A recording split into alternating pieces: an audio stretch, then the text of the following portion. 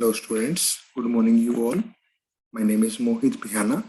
तो स्टूडेंट्स, आज के वीडियो लेक्चर में हम डिस्कस करेंगे वॉल्यूम ऑफ अ सिलेंडर। तो जो सिलेंडर है वो हमारे पास कैसे बनता है और उसके रिस्पेक्ट में हमने उसका वॉल्यूम कैलकुलेट करना है। तो देखिए, हम रीडिंग स्टार्ट कर रहे हैं। Please pay attention to it and give me more likes and subscriptions so that I can motivate myself. देखिए students, volume of a cylinder, just as a cuboid is built up with rectangles of the same size। तो देखिए, आपने ये देखा होगा कि जो cuboid है वो कैसे बनता है, रेक्टेंगल से बनता है। अगर हम रेक्टेंगल को स्टैक कर देते हैं लीनियर मैनर के अंदर, अपर डायरेक्शन के अंदर, तो हमारे पास क्या आ जाता है, क्यूबॉइड आ जाता है। ठीक है, हमारे पास क्या है, एक रेक्टेंगल है। अगर हम रेक्टेंगल को वर्टिकली अपर डायरेक्शन के अंदर स्टैक कर देते हैं तो हमारे पास क्या आ जाता है, एक क्यूबॉइड आ जाता है। We have seen that a right circular cylinder can be built up using circles of the same size।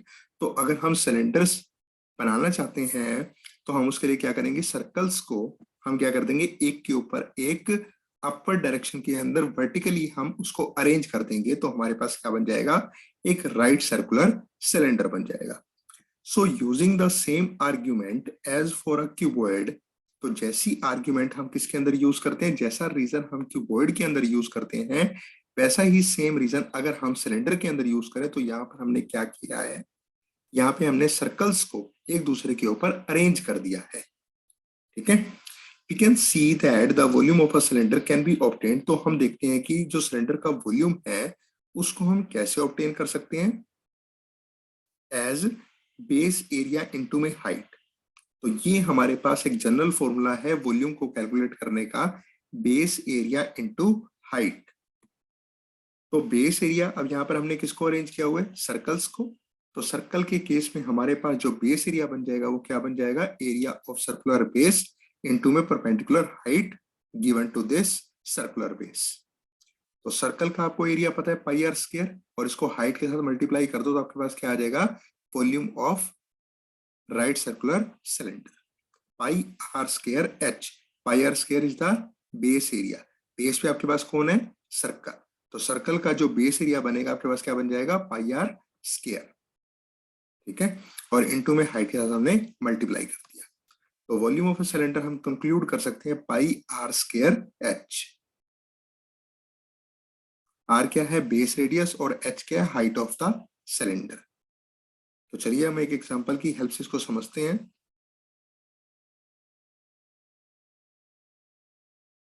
अच्छा, ये देखिए, अब हमारे पास ये एग्जांपल है बेटा। The pillars of a temple are cylindrically shaped. तो ये जो आपको पिलर्स दिखाई दे रहे हैं ये किस शेप के हैं, सिलेंड्रिकल शेप के हैं। If each pillar has a circular base of radius 20 centimetre. अब हर एक पिलर की जो बेस रेडियस है वो कितनी है, हर एक पिलर के बेस के ऊपर एक सर्कल आपको दिखाई दे रहा है, और इसकी जो बेस रेडियस है वो कितनी है, 20 सेंटीमीटर। और हाइट जो है इस सिलेंडर की वो कितनी है, जो इस पिलर की हाइट है आपके पास कितनी है, 10 मीटर। और सर्कल का जो बेस है आपके पास, उसकी जो रेडियस है वो कितनी है, 20 centimetre. How much concrete mixture would be required. हमें कितना कंक्रीट मिक्सचर चाहिए होगा ताकि हम कितना बना पाए, कितने पिलर्स बना पाए, 14 ऐसे पिलर्स बना पाए जिसकी बेस रेडियस हो 20 सेंटीमीटर और हाइट हो 10 मीटर। तो देखिए, अब इसका हम सोल्यूशन रीड करते हैं। Please read out the solution of this problem. So since the concrete mixture that is to be used to build up the pillars is going to occupy the entire space of the pillar। तो concrete का जो mixture है वो हमारे पास किस लिए use होगा, इसको हमने यूज कर रहे हैं कहाँ पर, ताकि पिलर को हम बना पाए, और ये पूरे का पूरा जो पिलर का स्पेस है उसको ये ऑक्यूपाई करने वाला है। But we need to find here is the volume of the cylinders.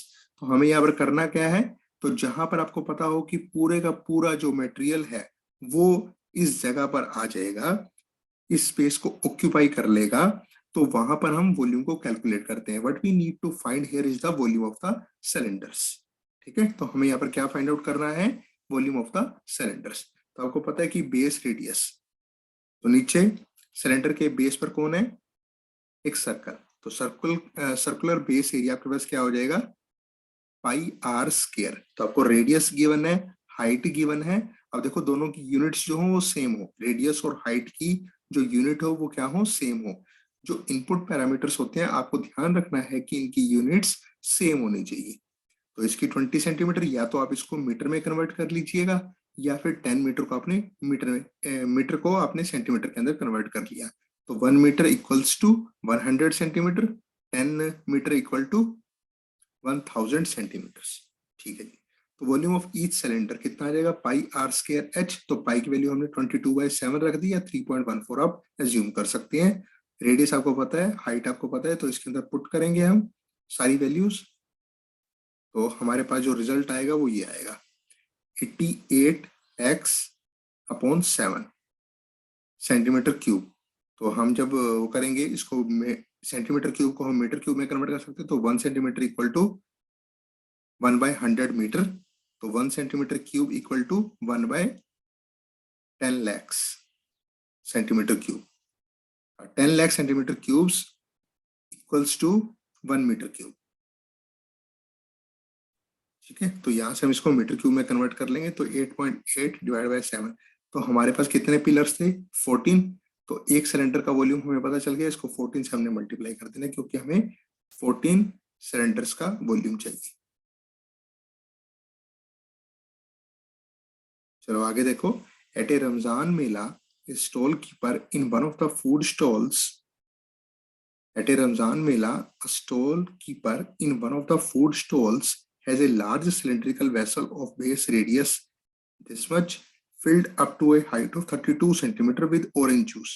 तो हमारे पास देखा हमने कि रमजान मेला जो है हमारे पास, उसके अंदर जो स्टॉल कीपर है उसने क्या किया हुआ है, एक फूड स्टॉल के अंदर उसके पास एक लार्ज सिलेंड्रिकल वेसल है जिसका बेस रेडियस आपको गिवन है, और इसने इसको भर रखा है जूस से किस हाइट तक, 32 सेंटीमीटर तक।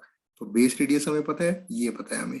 The juice is filled in small cylindrical glasses. अब जूस को हमने अगर इसमें भरना है तो सी figure 32.27 of radius 3 centimeter up to a height of 8 centimeter and sold for ₹15 each.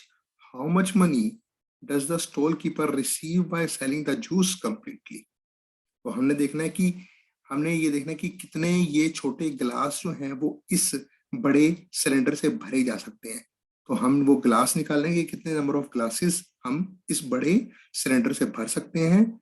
और फिर हम क्या करेंगे, एक जो छोटे वेसल की कॉस्ट है, एक जो छोटे ग्लास की कॉस्ट है वो कितनी है, 15, और नंबर ऑफ ग्लासेस से हम मल्टीप्लाई कर देंगे। तो हमारे पास क्या आ जाएगा कि स्टॉल कीपर ने कितनी अमाउंट ऑफ मनी रिसीव करी by selling the juice completely. आगे चलते हैं। तो volume of juice in the vessel, सबसे पहले हमने क्या निकाल लिया कि वेसल के अंदर कितना अमाउंट ऑफ जूस जो है वो अवेलेबल है। तो volume of the cylindrical vessel pi r square h. तो दोनों की यूनिट सेम होनी चाहिए। ये आपने रेडियस की वैल्यू और हाइट की वैल्यू पुट कर दी। और जो छोटे ग्लास की है, छोटे ग्लास का वॉल्यूम क्या होगा, पाई आर स्क्वायर एच। तो हमने ये कैलकुलेट कर लिया। ठीक है, number of glasses of juice that are sold, कितने बेचे गए हैं, volume of the vessel upon में वॉल्यूम ऑफ ईच ग्लास। देखो अगर हम volume of each glass into में नंबर ऑफ ग्लासेस से अगर मल्टीप्लाई कर दें तो सेम अमाउंट ऑफ वॉल्यूम जो होएगा वो इन ग्लासेस के अंदर स्टोर किया जा सकता है, as that is stored in big vessel. तो ये हमारे पास आ जाएंगे नंबर ऑफ ग्लासेस कितने, 100। तो एक ग्लास की कॉस्ट कितनी है, 15। इसको मैं 100 से मल्टीप्लाई कर दूंगा तो मेरे पास क्या आ जाएगा, 1500। This is the amount of money he receives after selling the juice completely.